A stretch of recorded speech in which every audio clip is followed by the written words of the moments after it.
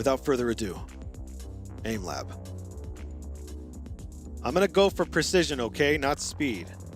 Precision first.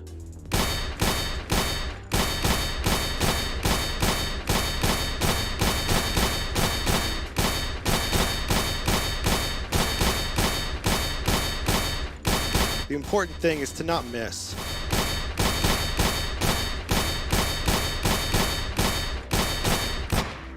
We missed.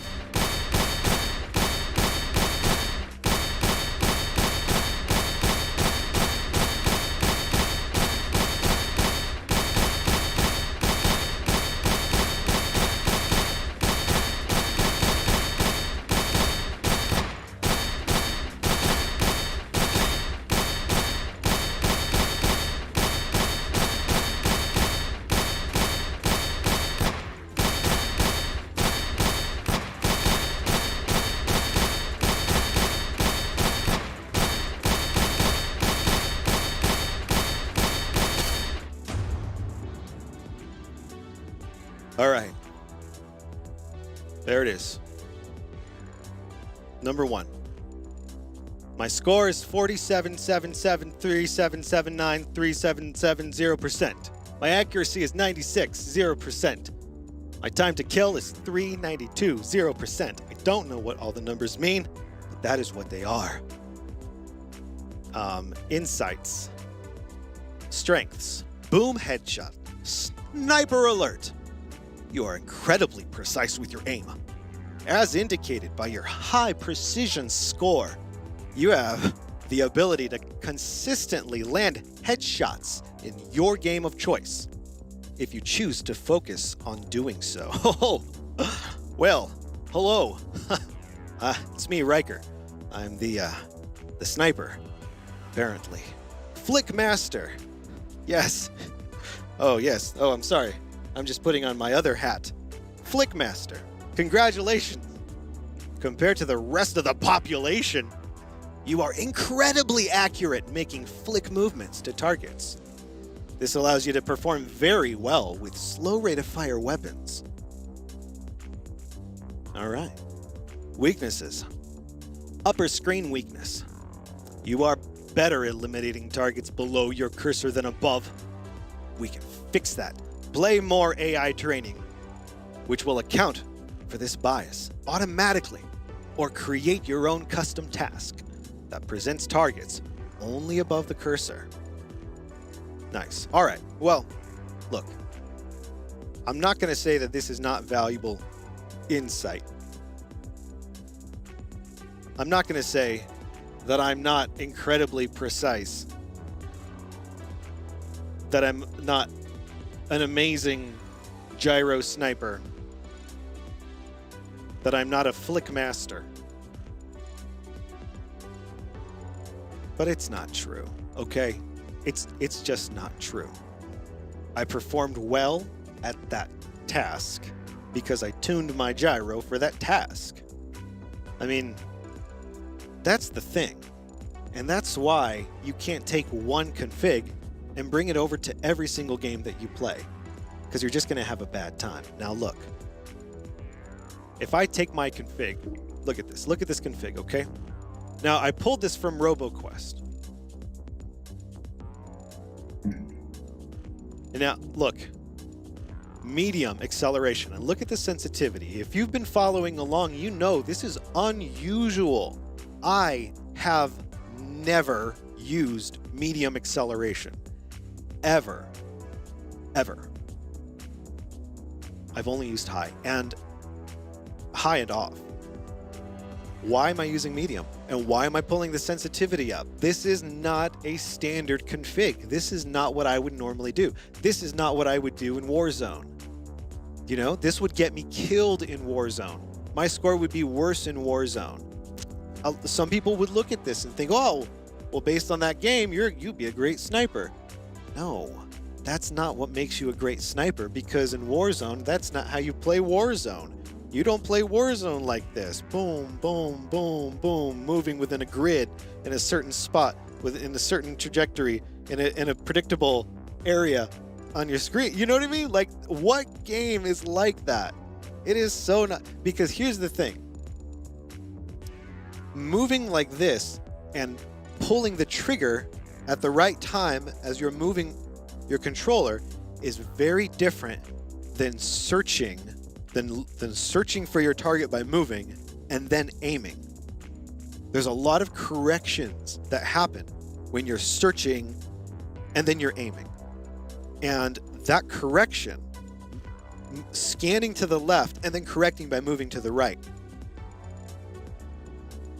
not knowing where now, and I'm not saying that you can't create scenarios in these games that emulate those scenarios, you know, and absolutely, maybe there's ways of playing these where you really get detailed with the playlist and the custom settings and the different types of game modes and all that. But it just, I've spent maybe less time in this one, but I've spent a lot of time in these kinds of things. And then I jump into Overwatch and I get destroyed. And then I jump into Warzone and I get destroyed. And it's not until I start tweaking my config for that game. And the problem with this kind of thing is, for a mind like mine, I will do this until I get perfect score. And like in terms of precision, right? My speed will probably always be less than a mouse player with very high sensitivity or acceleration, just from the sheer physics of it. Using a gyro tuned the way I have it tuned. You can be fast. I'm faster than I thought that I would be. Like over the years when I first started using it, I've gotten much faster.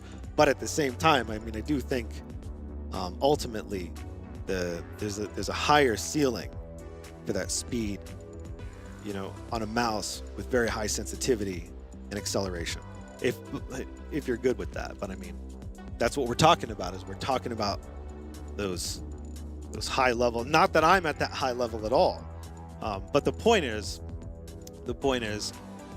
if a person like me plays something like this and gets a really good score, it will ingrain into my mind that this config, that this setting, this setup, this sensitivity option, this acceleration option setting is the best. Because when I change it, I get a worse score in the aim trainer. You see how this is dangerous? Because then you start chasing this aim trainer standard, which is just not accurate to reality. And you're playing a game where you often have to turn around. Because maybe it's like a game like Warzone, where you often run to a wall, but there's a loot box there. So you are very often running into walls and having to turn around in a game like Warzone. And in Warzone, another thing is you're often going into rooms and into closets, and you're having to go into the room and you're having to turn around. A game like Overwatch, no, not really at all. You could pretty much play Overwatch without ever, running into a wall or ever needing to do that. You can, it's a very different experience, and you're going to change your sensitivity based on which game you're playing. But if you're bringing your sensitivity from your aim trainer into both games, you're going to have a bad time in both games. And I think a lot of people struggle with this, and a lot of people that I've talked to personally about these aim trainers, that's kind of where they have this hang up. And they feel like, well, no, because I get the best score here, and that means that this is going to, be the best thing for that, but I'm having problems. And if you're having problems, then it ain't working. Just try something else.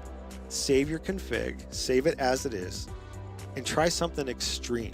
Do something really crazy, not because you're going to like it, but because by trying something really extreme, it's going to make your brain think outside the box. It's going to force your brain to start thinking differently, because it's not doing what it's used to do. So that's kind of a whole thing that I wasn't necessarily gonna talk about, but there was another comment that Ray told me about. I'm assuming it was from YouTube, and someone asked about this. So I spent too much time talking about it. We don't have time to go through the 5 different things. I'm gonna have to live with what we got. So for anyone, oh, you know what? You can't even see the whole thing. For anyone that's been curious or that is curious, there you go. That's my thing for the grid shot.